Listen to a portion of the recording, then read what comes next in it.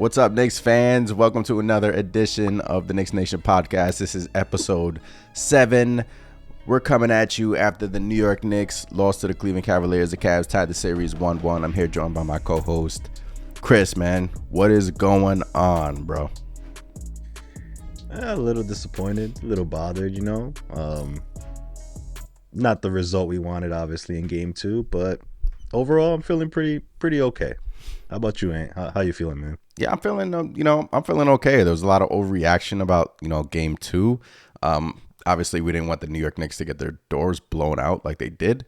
But a lot of people were saying, even the Knicks were saying after the game, we were pretty much playing with house money. I don't know if I would have liked the New York Knicks to say that. They were pretty much content in losing that game. But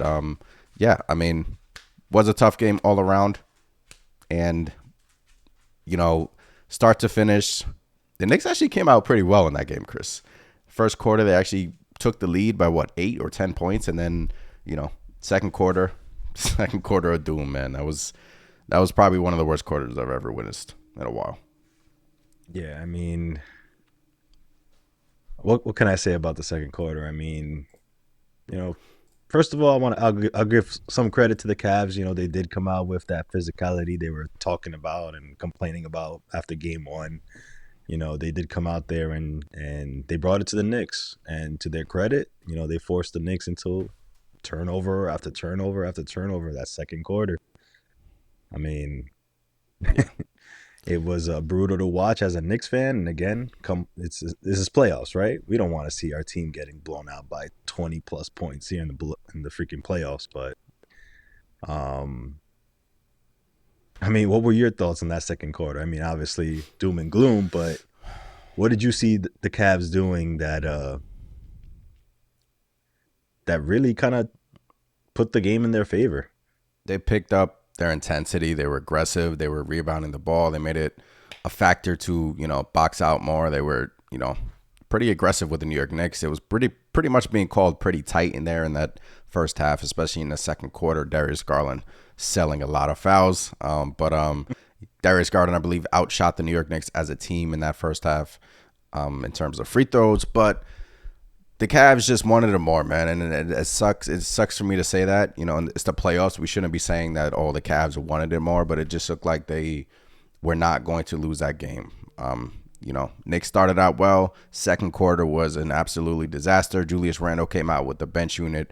Maybe that threw things off a little bit. And to compile, Emmanuel Quickly not playing well, R.J. Barrett, Quentin Grimes, and Julius Randle with the turnovers, you can tell that he's not in rhythm yet, but the Cavs, it just seemed like they knew what the New York Knicks were trying to do, and the turnovers just killed any momentum whatsoever.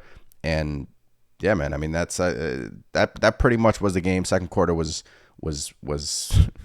pretty much probably the worst quarter we've seen all season long. It just sucks that it came during a playoff game, right? I mean, we don't want that happening during playoff games, and I didn't, before the game started, I kind of knew to myself, I kind of thought that the Knicks were not winning this game. Like, I wanted to dream a little bit. I wanted to dream that they would go up 2-0. I mean, imagine going up 2-0 heading into Madison Square Garden. The series probably would have been over, right? But yeah. Deep down inside, we all knew that the Cavs were going to tie this thing up, and it's just how it looked, right? It just didn't sit well. That's the thing. Yeah, you said it. It's how it looked, again, getting down over 20 points in a playoff game and ultimately losing by close to that amount. It's not a good look. It's not something you want to happen to your team in the playoffs, because then you kind of worry, is this going to carry over to game 3? Is it going to carry over to the entire series? Again, not what you want, but I was one that said, Knicks are going to win this in 6 games. So still possible. Yeah, still is. But again, I was dreaming for a 2-0 start. I wanted to take care of business right as quickly as possible. You don't want to give a team like the Cavs life. Yeah. And unfortunately, they got some life now. and I don't mean the starters, I mean more so their bench. I feel like this game happened, and then you got somebody like a Karis LeVert who didn't play well in game one. Now he has confidence. And to me, that could be a problem because, now you got somebody coming off the bench for the Cavs. Granted, the Knicks bench is a lot better and should still be a strength throughout this entire series. But, you start giving some of these role players some confidence on the Cavs side, is just going to make it that much difficult to, come away with a series win, in my opinion. Yeah. That's just some of my thoughts, but I definitely was dreaming of a 2-0. But like you said, something just told me.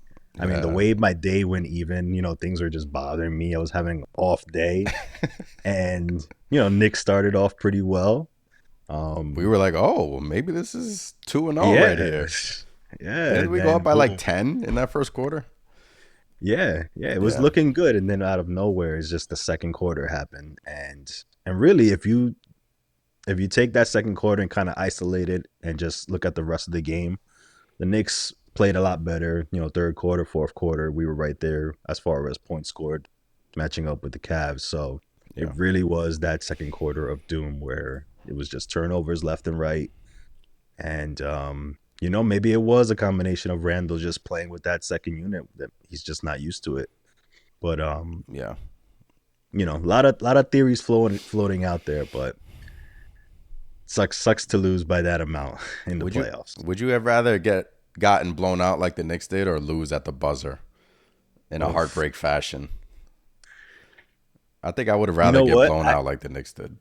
No, I'd Because rather take the buzzer. really, I'd because rather you take the buzzer. because you would have had to build off the confidence, thinking like, oh look, we're right there again. We could have gone Yes. up 2-0. Yeah. Yes. Yeah, I'd rather would have took that. I'd rather us miss a game-winning shot or something like that, because at least, that means, hey, they gave us another, you know, best shot, and it took them, Yeah. a last second bucket to win it. To me, that would be a lot better than getting blown out by 20. Yeah, that's the thing I would be, a little bit concerned about the Cavs. They played well in game one. I mean, they took the lead late in the fourth and just dominated game two. So the Cavs, if you want to say confidence wise, I would say they would have more confidence coming into Garden. Obviously, Madison Square Garden is going to be absolutely nuts Friday night and Sunday. It's going to be a hostile environment. A lot of Cavs, this is going to be their first time in MSG experiencing an environment like that. Knicks have, experienced players and players who have done that, experienced that before, but, playoffs doesn't matter. Hopefully, being at home, Chris, hopefully they can that can get these role players going on the Knicks side, because Manu Quickly, RJ Barrett, and Quentin Grimes have not shown up for the New York Knicks. Quentin Grimes had 2 clutch free throws in game one. Manu Quickly, got some of his rhythm going in game two late in the game when it didn't matter, but hopefully him seeing the basket go in the ball go in the basket can get his confidence going, Chris, because these guys are shooting poorly from three. RJ Barrett in spurts is playing okay defense on Garland, but in most of the time he's not really playing that great of defense on Darius Garland. Quickly just looks like he's, timid out there. He's he's not looking like he's having fun like he did late in the season. Quentin Grimes is back to where he's shooting 2 field goal attempts a game. I don't need my starting shooting guard shooting 2 shots a game. That's just not a recipe for success, in my opinion. So, I mean, what do you think these guys have to do to get going, man? Hopefully, like I said, this home crowd can get them going. But, it's I think the head of the snake is RJ Barrett, man. Yeah. That's the head of the snake. I hate to, I hate to say it, but RJ, I'm really getting like I hear it. I hear it coming. I feel it the coming, man. I frustration feel it with coming. RJ, man, it's boiling over, man. Like, this is playoffs. This isn't a regular season game. This is, we got to make plays, man. You got to show up. And RJ Barrett, he's not showing up. I think he's hit one of like 13 threes, so far. I could pull He's up the just, stat for all 3 of them in this series, not yeah. just RJ, but I all mean, 3 of think them are about, 3 at 20s from 3, shooting 15%, 11 of 44 from the field, shooting 25%. That is Manu Quickly, Quentin Grimes, and RJ Barrett. oh yeah. Yeah. The thing about the thing about RJ for me is that he's not really driving either. I mean, I see him settling for these like, and I know he has Garland on him, which again, that should be a plus for us. He should be able to just manhandle Garland. Should Garland's be like what? What's 6'1", Garland? 6 foot? 6'1", 6'1". Look at that. RJ's what? 6'7", 6'8". Exactly. He should be posting him, doing his little, floater, whatever you want to call it. He's He should trying. be. That's the problem. He's trying, but it's just not working. Like it's I guess I should give some credit to Garland. I mean, he's doing a good job defending RJ, but come on, RJ, you got to do better than that. You can't just go like. Can we justify giving RJ the minutes that he's getting at this no. point? We in my opinion, you might have to think about benching RJ or having him come off, come in with the second unit, something like that. Because You're there yet? You're there already? I'm already there. Because if they're gonna start doubling Brunson and Randall the way they did in game 2, it's obvious that Randall and Brunson are gonna need to pass the ball, and damn well the Cavs are gonna be extremely happy if the person they're passing to is a wide open RJ Barrett at the 3-point line. Yeah. I mean, He's come on. shooting in the 20s from 3, man. I mean, he's Yeah. over the last month, or I mean, over the last 2 months, he's not shooting well. Jeff Van Gundy said on the Michael K show that Michael K show today that RJ Barrett's, the Cavs are taking away his strength, and his strength is obviously going left. His strength is, going to the basket, finishing around the rim. That's his strength.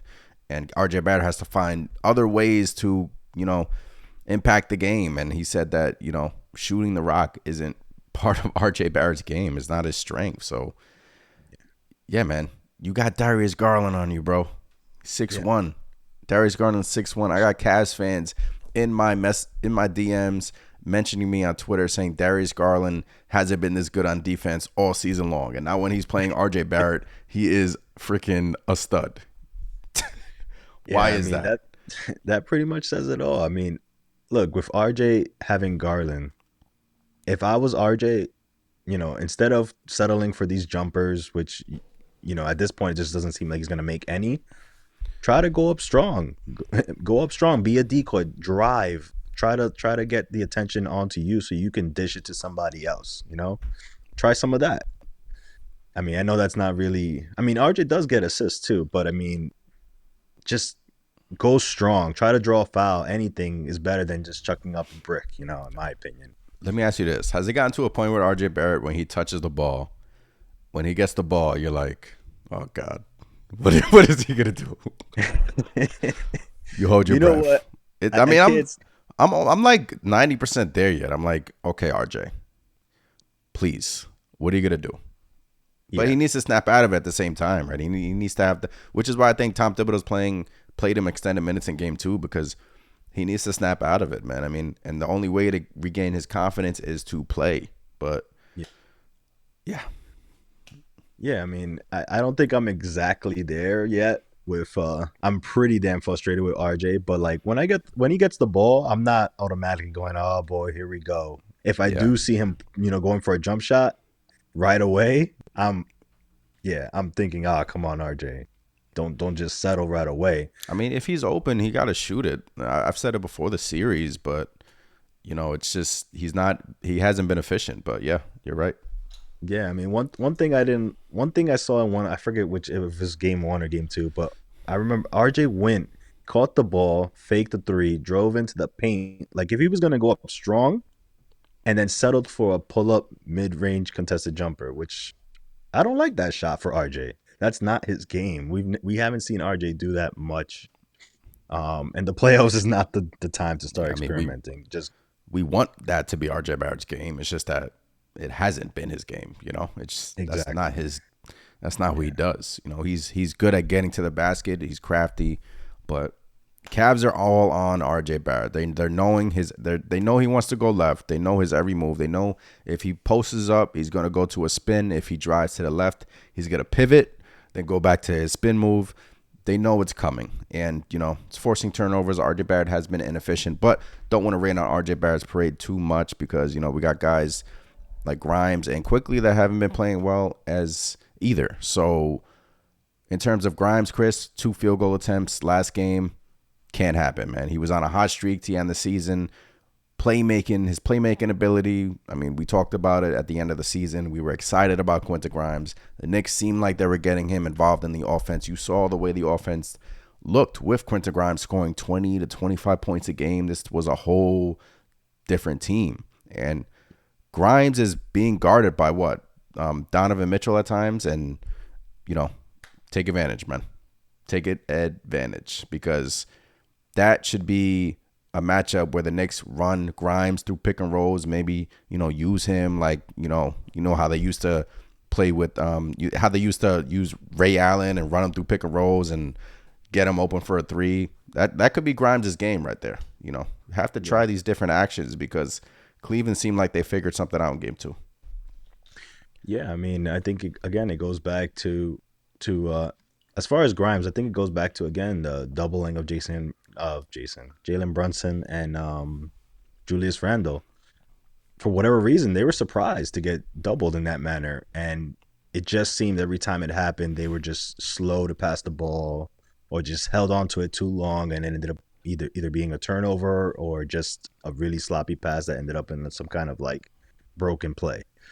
I think for game 3, they definitely need to get somebody like a Quentin Grimes involved. I mean, it just can't be ISO all the time because the Cavs are just gonna, bring over the double teams. Yeah, ball movement was bad in game 1. It was yeah, bad. I think the only way to kind of get the Cavs to get off of that is passing to your teammates. We got to pass the ball. Kind of, I mean, I hate to say it, but pretty much what Donovan Mitchell did in game 2. Donovan Mitchell was a decoy in game 2. And I think that was the plan all along. Oh, yeah. 11 shots for Donovan Mitchell. Yeah. And 13 assists. And I thought that was, obviously we played 2 games, but I thought yesterday, game 2 was his best game of the series. Yeah. Yeah, without a doubt. I mean, the Knicks came in there thinking Donovan was going to run the show again, just like game 1. But instead, they kind of flipped the script on us, and Donovan was just a facilitator, and just he picked the Knicks apart. I mean, I think in that same light, it's kind of what the Knicks should do game 3 in a sense, when the Cavs start bringing those double teams, because we're gonna need guys like Grimes, we're gonna need guys like Quickly, and RJ too to hit some of these shots. That's the only way that we're gonna keep the Cavs honest and be able to let Brunson and Randle work without getting a double team every single time. Yeah, I mean, at times Cavs are throwing double teams, but at times what they're doing is they're putting Cedi Osman on Brunson, and they're now putting LeVert on Brunson, and it seems like they're trying to make Brunson uncomfortable. I believe the last game 2 when LeVert was guarding Brunson had a hard time with him. So they're doing that as well which is why I don't like the matchup for Emmanuel Quickly coming in off the bench, because IQ's normally coming in with LeVert, and LeVert's what? How tall is LeVert? Like 6'6". Yeah. So LeVert has like 6 inches on Emmanuel Quickly, and that matchup I don't like. Quickly's having a hard time getting around LeVert, and he's getting into the paint, but who's waiting for him in the paint? It's Allen and it's Mobley, and just have to be more aggressive IQ. And I think that, hopefully the Knicks can make some adjustments. They need to make some adjustments. That's what the playoffs are about, adjustments. Yeah. And on the Cavs side, they're pretty much playing their starters majority of the game. They're pretty much playing like 8 guys. We saw Danny Green come in for them. And I pretty much predicted that. I pretty much thought that they were going to go something different. They threw Danny Green in there, and he gives them that veteran presence, obviously, but they benched Okoro, Chris. They made the adjustment. Okoro was terrible for them. They benched him. Credit to JB Bickerstaff for doing that. I don't think Okoro, maybe they start him in game 3. Maybe they start LeVert. Remember, LeVert started the second half, so I don't know where they go with that. But in terms of the Cavs making the adjustments, they made the adjustments. You're not playing well. You're getting benched. This is the playoffs. No hard feelings. We need to win the game. Yeah. In terms of the Knicks side, obviously you're not. I don't see Tom Thibodeau doing that with RJ Barrett yet. But yeah, need to make some adjustments, man. Need to make adjustments for Game 3 because we did what we had to do. I know a lot of Knicks fans were optimistic after Game 1. They were calling up radio stations, talking about Eastern Conference Finals, Chris. Yeah, everyone was saying Eastern. You were saying that too. Everyone was like, everyone saw the Giannis injury.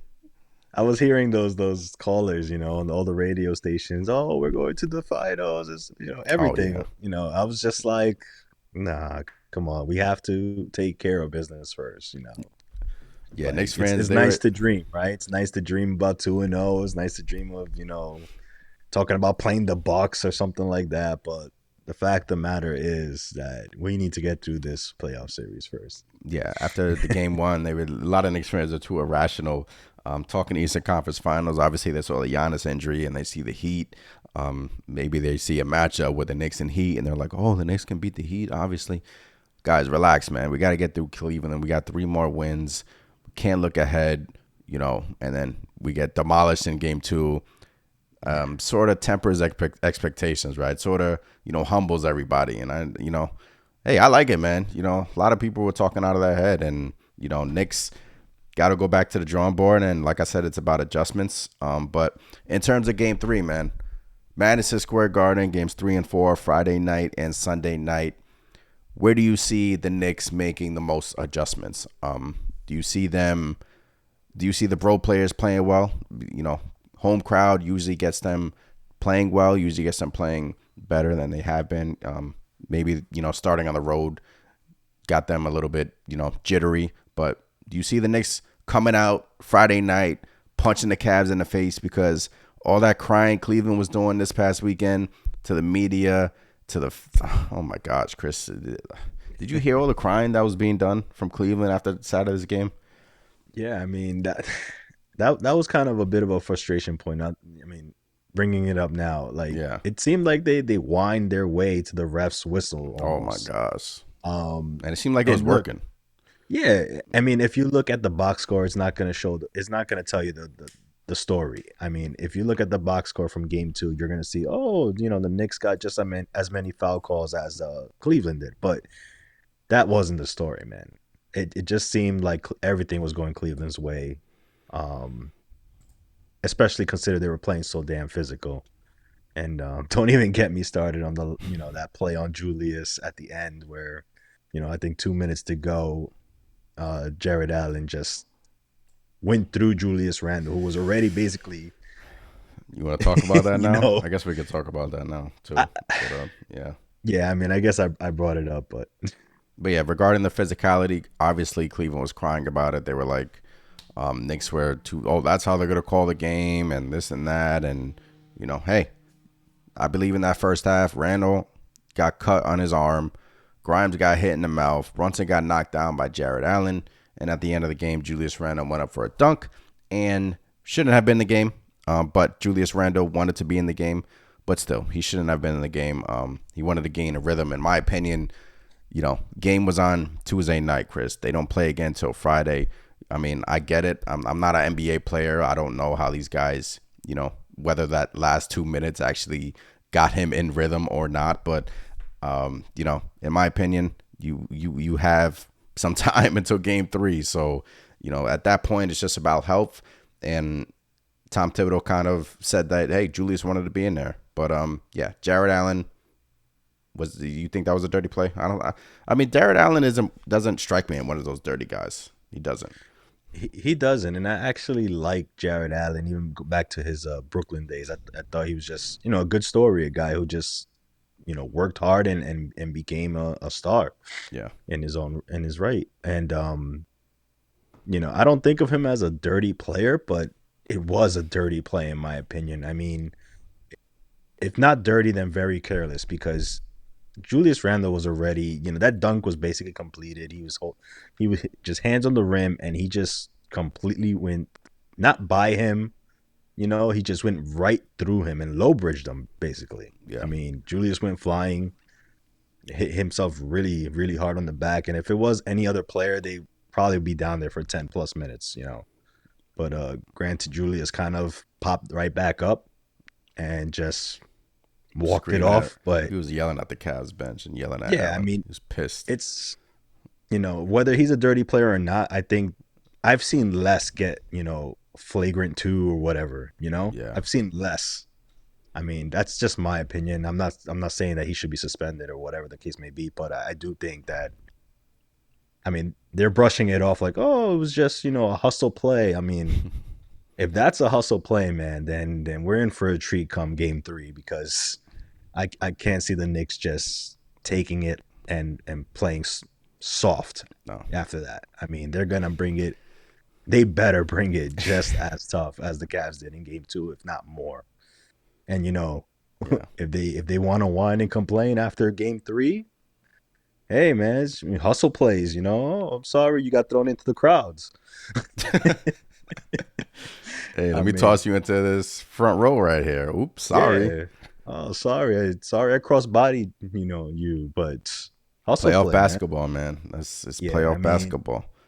I Knicks didn't got like it one bit. It was yeah. just careless, and I mean, Maybe what are that your maybe what are that your thoughts? maybe that lights some fire, under the Knicks team, because I know the Cavs were all smiles after the game. I didn't know this after every win they take this team photo in the locker room, and they have like a big Cavs chain, a big gold Cavs chain for the player of the game, and they just take like a team photo in the locker room. So these photos came out after game 2, and everyone was happy, and Darius Garland had the Cavs chain on, and Knicks fans were like, "Oh, you're doing this after game 2, like after one win, you're taking team photos like that." But Cavs fans were like, "Oh, where have you guys been all season? We do this after every win." But I thought it was pretty interesting that they would do that in the playoffs. But yeah, man, game 3 is going to be physical. Maybe that would have liked some. Maybe that lit a fire under Julius Randle. I'm sure he was. He even said after the game, I'll see you back in the Garden. I'll see you in game 3. Any spark, I will take it, man. I will. I'll take it. I'll take anything, because look, if you were to tell the Knicks fan, you take one in Cleveland, 1-1, you still won in Cleveland, you go home, you take home court advantage, sign me up, right? Sign me the hell up. That's what everyone's agenda coming into the series was: just take one, just get one in Cleveland. We did that in game 1. Everyone got a little bit too greedy there. 2-0. Eastern Conference Finals. Look, man, we got to humble ourselves a little bit, but temper expectations. Take care of business at home now, Chris, because we haven't been, a great home team all season long. So if the Cavs punch us right back in the mouth in game 3, that's when you can have some concerns. But I have faith this team will bounce back in game 3. I do. Whether they take both of those games, if they take both of those games, that's a stranglehold on the series. They're up 3-1, and they're going back to Cleveland up 3-1. So how do you see these next 2 games transpiring? Well, you said it. This Knicks team has kind of been, up and down when it comes to playing at MSG, but Yeah. it's playoffs. It's a new season, right? So it's time to get right and protect home court. It's never been any more important than ever. I mean, we got to take care of business on our home court, and Madison Square Garden is just going to be electric, and we got some crazy fans. I mean, just as much as they can go in there and boo and heckle the Cavs, they in a blink of an eye they could turn on us too if we're playing like crap. So I'm hoping the Knicks come and they come aggressive. They limit the turnovers, and I think we'll be fine. Really, if it's we can't have another game where we have 20 plus turnovers. You just can't win a basketball game, let alone in the playoffs. Just giving the ball up to the other team like that. And that was But uncharacteristic of the Knicks, because they don't really turn the ball over. So yeah, I mean, it was surprising. I mean, that's been clear your throat there. Getting a little choked up. See, Chris is emotional when he talks about the Knicks, man. He's getting a little choked up. Yeah, I mean, He's thinking about MSG, the crowd. He's thinking about, oh, if the Knicks can gotta take these wipe the two tear, games, he's getting a little wipe the choked tear up from my there. eye. But no, I think I feel pretty good about game three. Only thing I do think of though is, this is Donovan Mitchell's kind of homecoming. You know, Yeah. at MSG, New York born player. We don't I need a new mean, villain. That's for sure. yeah, we don't. I left that all with Trey Young. I Oh, mean, gosh. but it does make me think. Is Donovan Mitchell gonna, is he gonna come back and try to be a facilitator like he was in game two, or is he gonna try to take control like he did in game That's a one? good point. So, maybe the emotions get the best of Donovan and we force him to just jack up a bunch of shots and hopefully they don't go in. But no, as far as the Knicks concerned, I think they'll be ready. I don't see how they don't come out more aggressive, more prepared. Yeah. Tibbs will have them ready. Hopefully Tibbs makes some adjustments and doesn't just try to go with the same game plan. I don't see how he could or how he will. But I think you'll see the Knicks kind of swing the ball around a lot more than they did in game two, because I think that hurt them the most in game two. Was just the Cavs coming at them aggressively, doubling, and just, trying to get tall players on Brunson quickly and just basically taking them out of their games. Yeah. But that's my thoughts on game three. Yeah, I mean, look, the Cavs they were the number one defensive team in the league. So, I mean, that's for good reason. They have good defenders on their team. Obviously, they have the guys down low, Allen and Mobley. But I think they can get pushed around a little bit. I just think game two was one of those games where they had to get, so they just laid it all out there. But MSG is going to be a different animal for them. And, hopefully the role players can play well. Hopefully our guys can get going. RJ Barrett, hopefully he can just get something going. Hopefully him and Garland, that matchup he can take advantage of. Post him up, back him down. Hopefully he can get his open shots. But yeah, in terms of what I'm expecting, I think the Knicks are gonna win Friday night, and I do think they're gonna take both of these games and go up 3-1. That'll be absolutely huge. I mean, you don't want to go back to Cleveland 2-2, because then it's like Cleveland takes back home court advantage, and the only way you win is in game 7 in Cleveland. Well, I picked them at 7, so but that's a tough road to win, I guess, the Cavs. So you want to take these two home games. You want to feed off the crowd, and you want to give them something to cheer about. I'm excited. I'll be at game 4, so can't wait for that. Yeah. So hopefully they can get this job done and go up 3-1, heading back to Cleveland, and then close them out on their home court. That'll be the best case scenario. Yeah, man. Series is 1-1 now, tied 1-1. Expectations, take one in Cleveland. They did their job. I just think that everyone was, kind of concerned about how we lost the game. And, maybe it took a day to process it. We got blown out. I get it. This happens in the playoffs, though, Chris. Teams get blown out in the playoffs, It's just, it happens, and then teams bounce right back and punch the other opponent right in the mouth. It just happens, Adjustments are made in the playoffs, and Tom Thibodeau got to make adjustments, man. During that Hawks series, I didn't like the adjustments that he was making, I didn't like that at all. Too many times Trey Young was, I hate to bring this back. I hate to bring this back up, but I'm just, for reference, too many times Trey Young on defense was just posted up in the corner. And we're seeing that with Donovan Mitchell, right? He's just in the corner, not doing anything. And we need Donovan Mitchell to be guarding somebody. They need to run him through actions, pick and rolls, get Quincy Grimes going, get RJ Barrett going. Brunson, find ways to get him on a mismatch. In game 1, Knicks found him ways to get on Donovan Mitchell, and he absolutely torched him. And that's the matchup we want. Brunson versus Donovan Mitchell. But Cavs are just going to continue to put lengthy players on him. And, that bothers him. So. Yeah, I agree. That's exactly what we have to do. I mean, they want to hide Mitchell. We need to find ways to get Mitchell in on the action and just attack him. And our defense has to pick up too, because they're running Brunson through pick and rolls on the defensive end, and they're doing what teams are doing to us late in the season. Knicks are not playing the pick and roll right well. Teams are the Cavs were getting wide open threes Granted, Garland was hitting some tough threes in that game too. Credit to him. But Julius Randle, I counted too many times when the Cavs were running pick and rolls. Randle would just look lost, and he just looked lost. Couldn't find his man on the defensive end. Just look uninterested. Can't have that, man. It's the playoffs, man. Cannot have that at all. It's time to lock in. You can't be looking lost at this point, in the season. I mean,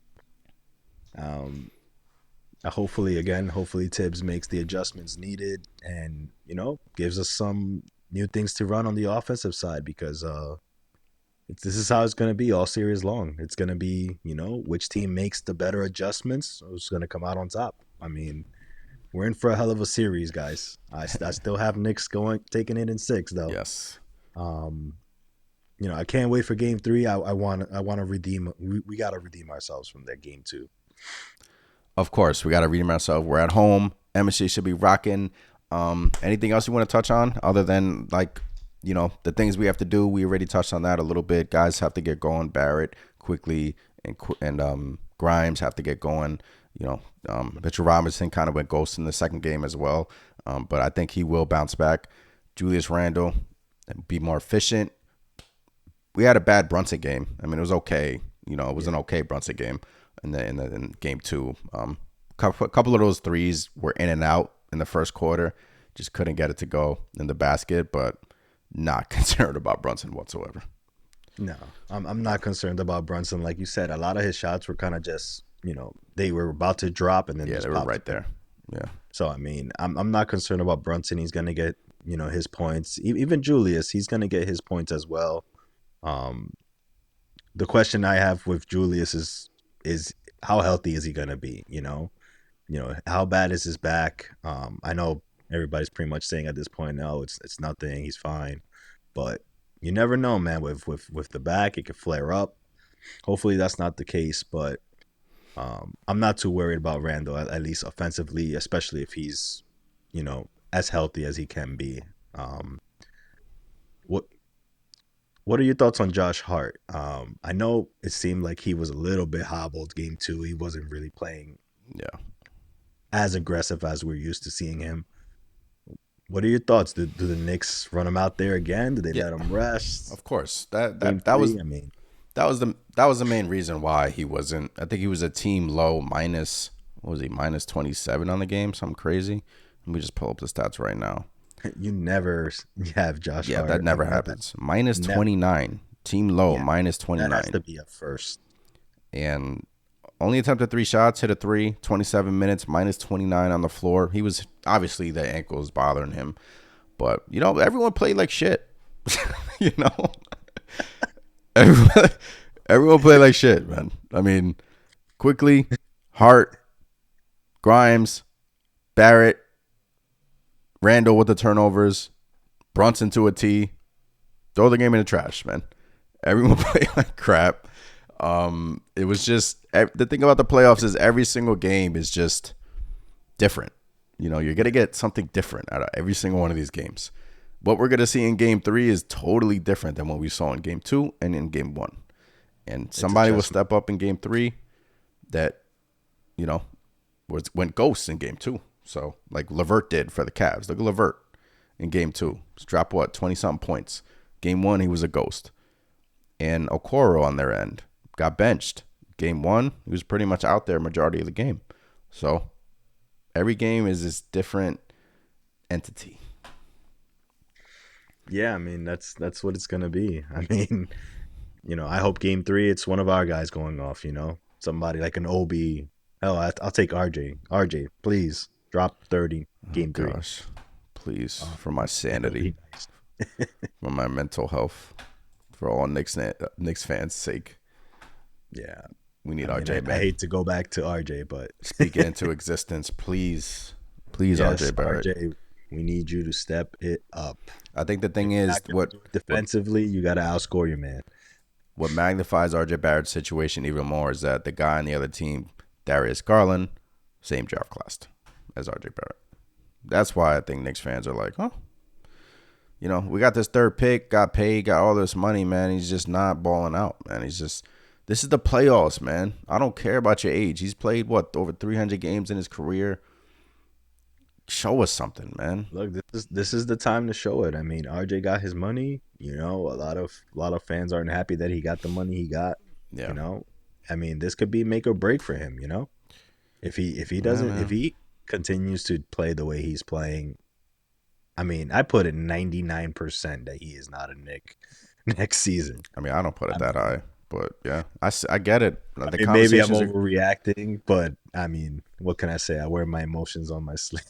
yeah, the I mean, conversations are I gonna just come about during the summer for sure, man. But we'll cross that bridge when we get there. We just got to worry about these playoff series and got to take Game 3 at home. Chris could pretty much wrap this one up, right?